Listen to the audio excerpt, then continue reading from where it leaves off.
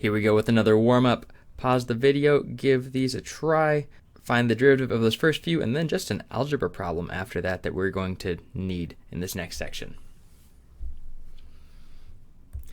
Okay, hopefully you gave those a try. This first one looks kind of simple. 1 over 1 plus x squared is actually a really important function. This is the Cauchy distribution, more or less. It's also the derivative of inverse tangent, so you'd be surprised where some of these functions that I use come up from. Let's find the derivative in two different ways on this one. The first one might just be to rewrite this as x squared plus 1 to the negative 1. Notice those really are equal. That's not a derivative, so I wrote an equal sign there.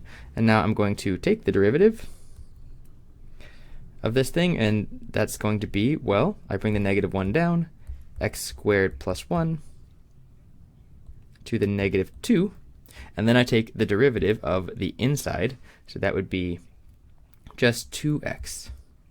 That's my chain rule in action. Might be the fastest way to do this. You could also use the quotient rule on this. So I could, in a totally different way, say, all right, the derivative of the top is a 0 times leave the bottom alone. And then I could say minus leave the top alone times the derivative of the bottom all over, and then square the bottom. Both of these are right, and for the most part you can use whatever method you want. It doesn't take that much work to see that these two things are actually equal, because that x squared plus 1 squared on the bottom there is actually just x squared plus 1 to the negative 2. And then you have a negative 2x on top, and it looks like we have a negative and a 2x over here. They're really the same thing. Sometimes it's not obvious that what you get out is the same thing. I feel like I tend to use the chain rule on this one, but whatever one feels good to you. Ideally right now, practice doing whatever one you're less comfortable with.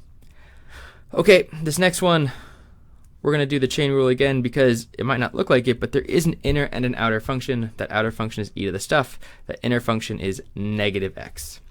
That negative means that it's actually a chain rule problem. So this is just going to be e to the stuff times the derivative of the inside is a negative 1, which equals negative e to the negative x. All right, I still use lots of parentheses. I'm going to not use the color coordination every time anymore. But if you got colors, feel free to do it. Okay, let's go ahead and do this next one. I'm going to rewrite it first. Again, I could do the quotient rule. I'm just going to do this one once to demonstrate a multi-chaining chain rule. So I'm going to rewrite it as sine of e to the x squared. Careful now, there's a parentheses there. All to the negative 1. Whew. Just to show off doing lots of chains in a row. So let's take the derivative of that thing. This looks like I should get a negative sine of all that stuff, e to the x squared. That parentheses is implied if you don't include it, but this is definitely not the same thing as e to the x all squared, because that would be e to the 2x. Next term, I got to worry about that sine, so I get a cosine of all that fun stuff inside.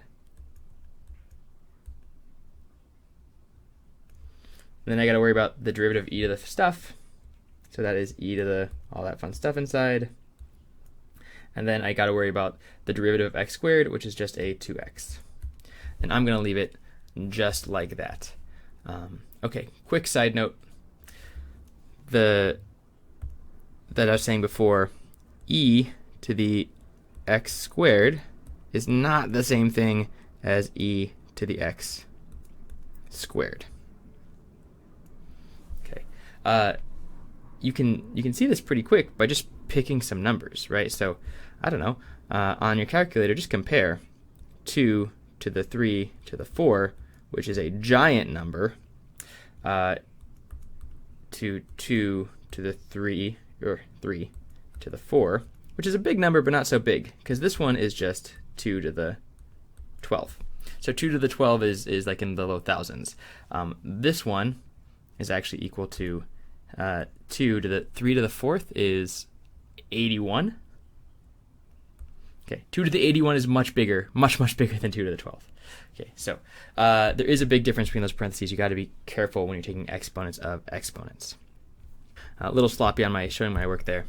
Let's do this next one. This is a mix of chain and product rule, just to keep you on your toes and remind you of some old things. So it looks like initially we have a product.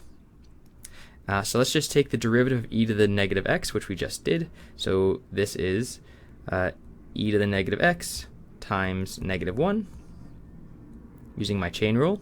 And then I leave my second factor alone. Plus, I leave my first factor alone. And I want to take the derivative of sine of x squared, which is also a product rule. Sorry, a chain rule. So this becomes cosine of x squared times the derivative of x squared is just 2x.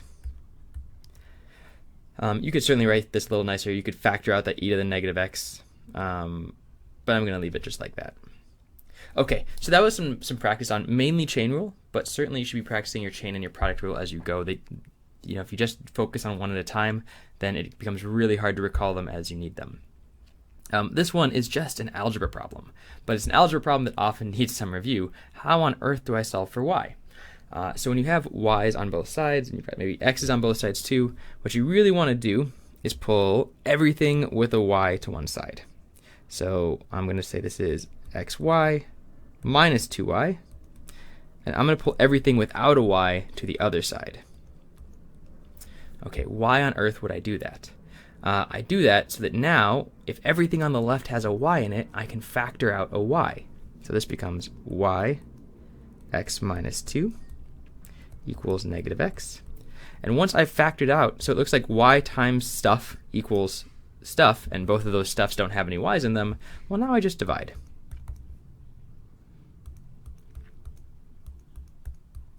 Okay, so we'll be using this quite a bit in the next section, that we'll have problems that kind of look a little bit like this in the end, and we need to solve out for actually not y, but y prime, dy dx. And we'll do that by bringing all of them to one side and everything without them to the other side, and then we'll factor and divide. Great, hopefully that was some good practice and maybe some nice review. I'll see you all in a minute.